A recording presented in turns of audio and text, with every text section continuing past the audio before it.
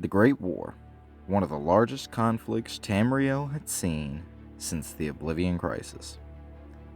It all began on the 30th of Frostfall, 4th Era, year 171, when the Aldmeri Dominion sent an ambassador with a gift in a covered wagon and a long list of demands for newly appointed Emperor Titus Mede II. Some of these demands include the banishment of Talos worship, seceding a large portion of southern Hammerfell, and paying a massive sum of gold. Despite numerous warnings from his generals about the current weakness of the Imperial army, Titus Mede rejected this ultimatum. The furious Aldmeri ambassador upended the cart, spilling hundreds of heads onto the ground. Every Blades agent in Somerset and Valenwood had been beheaded.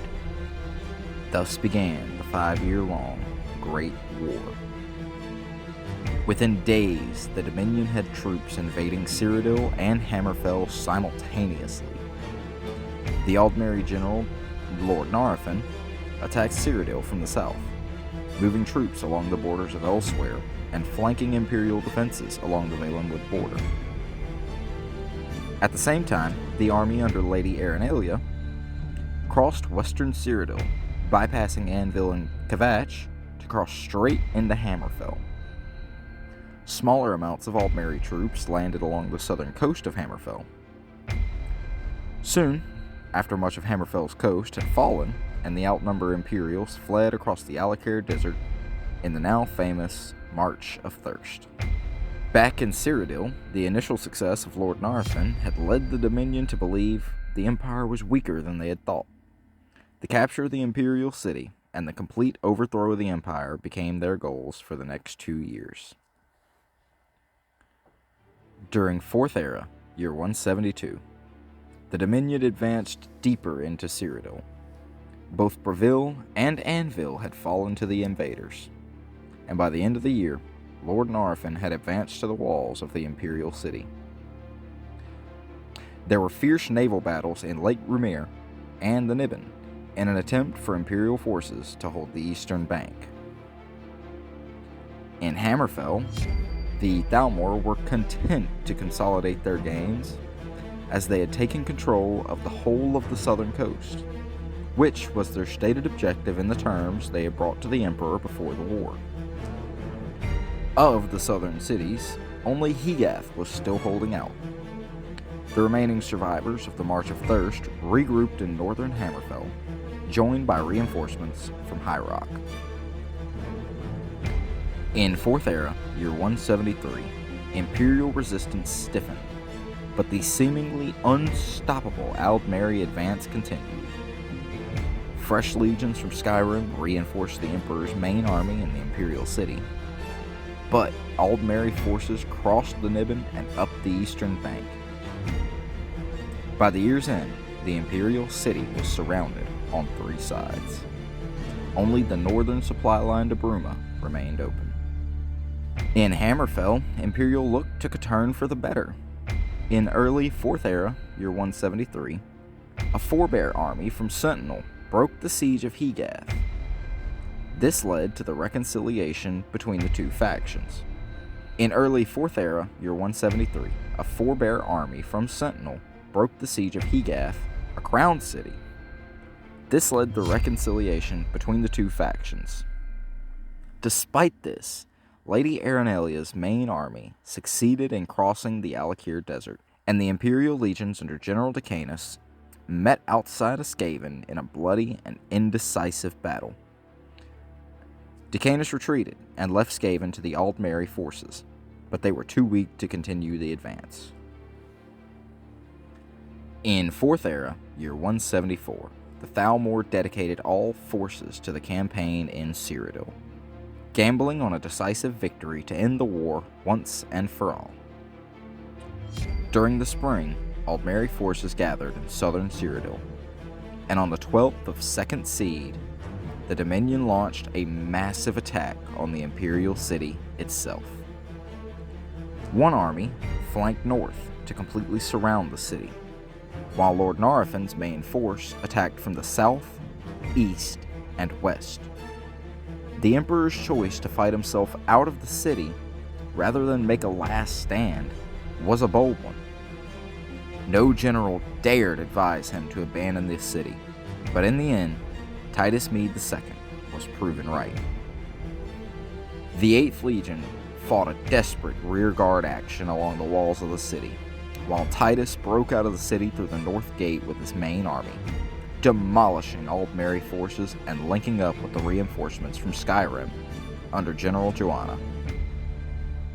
However, the capital fell to the invaders, and the destruction and looting began. The Imperial Palace was burned, and the Knife Ears carried out all sorts of major atrocities on innocent civilians. In Hammerfell, General Decanus was preparing to drive the elves out of the city of Skaven when he was given the order to march for Cyrodiil to reinforce the legions there. Unwilling to abandon Hammerfell completely, he allowed a great number of invalids to be discharged from the legion before they marched east. Those invalids were actually veterans of the legion. These veterans became the core of the army that drove Lady Arenelia's troops back across the Alakir Desert, taking heavy losses from ambushes along the way. During the winter of 4th Era, year 174, and spring of year 175, the Thalmor believed the war was basically over. They made several attempts to negotiate with the Emperor, and he led them to believe he was preparing to surrender, while he was actually gathering troops to retake the Imperial city, in what is now known as the Battle of the Red Ring, a battle that Imperial strategists will study for generations. Titus Mede II split his force into 3 armies. One army, with the legions of Hammerfell under General Decanus, was hidden in the Colovian Highlands near Coral. The Thalmor seemed unaware he had left Hammerfell, possibly due to those veterans he'd left behind. The second army, largely made of Nord legions under General Joanna, took up positions near Cheydinhal.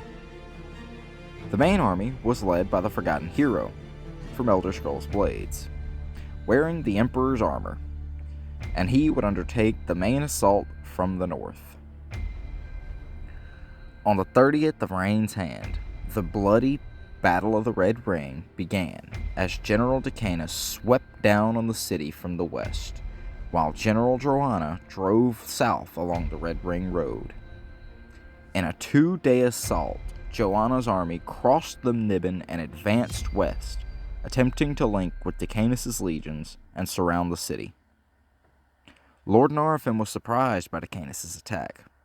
Joanna's legions faced resistance as the Dominion had counterattacked and sent troops up from Bravil and Skingrad. The Nordic legions held firm, fending off the Dominion's attack, and by the 5th day, the Aldmeri army and the Imperial city were completely surrounded.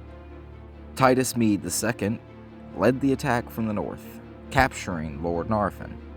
It's rumored that the Emperor wielded the famed sword Goldbrand, though this hasn't been confirmed by the Imperial government. An attempt to break out of the city by the Dominion was blocked by an unbreakable shield wall from Joanna's battered Nordic legions.